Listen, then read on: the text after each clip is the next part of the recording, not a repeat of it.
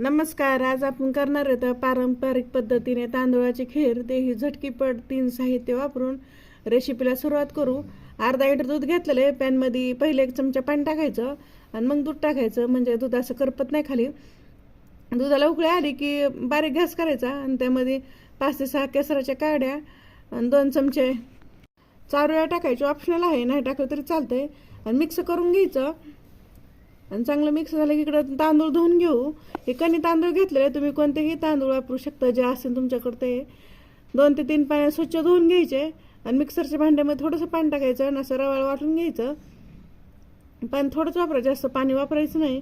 मग असं छान असे वाटून झाले तर यात उकळते दुधामध्ये टाकून द्यायचे आणि थोडं मिक्सरच्या भांड्यामध्ये तांदूळ राहिले त्यामुळे तीच पॅनमधलं थोडं दूध टाकायचं आणि ते टाकून घ्यायचे सगळे त्यामुळे तांदूळ आणि हलवून घ्यायचं. लो ते मिडियम गॅसवर 10 मिनिटं शिजून द्यायचं.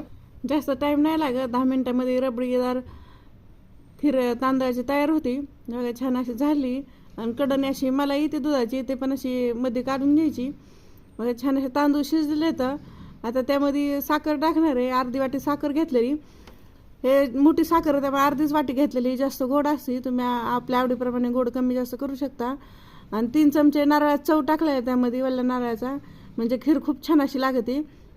ते टाकले की 2 ते 3 मिनिटं उकळून घ्यायचं, म्हणजे साखर विरळेपर्यंत. किती छान अशी रबडीदार मलाई आलेली अशी कडकडन, ते काढून घ्यायचं पूर्ण. आणि खीर खूप छान अशी होती. त्यामुळे ड्रायफ्रूट टाकते, ते ऑप्शनल आहे, नाही टाकलं ते चालतंय. फक्त साखर, तांदूळ, दूध त्यापासून खूप छान अशी खीर तयार होती. किती छान खीर झालेली एकदम तयार. आणि केसर टाकले मग दुधाला खूप छान असं कलर आलेला आहे. हे आता खीर काढून घेऊ.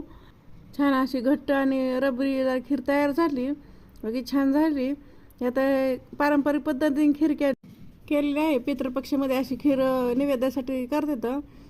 हे बघा, ही रेसिपी किती साधी आणि सोपी आहे, कुणीही करू शकेल इतकं. हे माझी रेसिपी कशी वाटली कमेंटमध्ये नक्की सांगा. लाईक करा, शेअर करा आणि चॅनल जर नवीन सबस्क्राईब करा. बेल आयकॉन विसरू नका.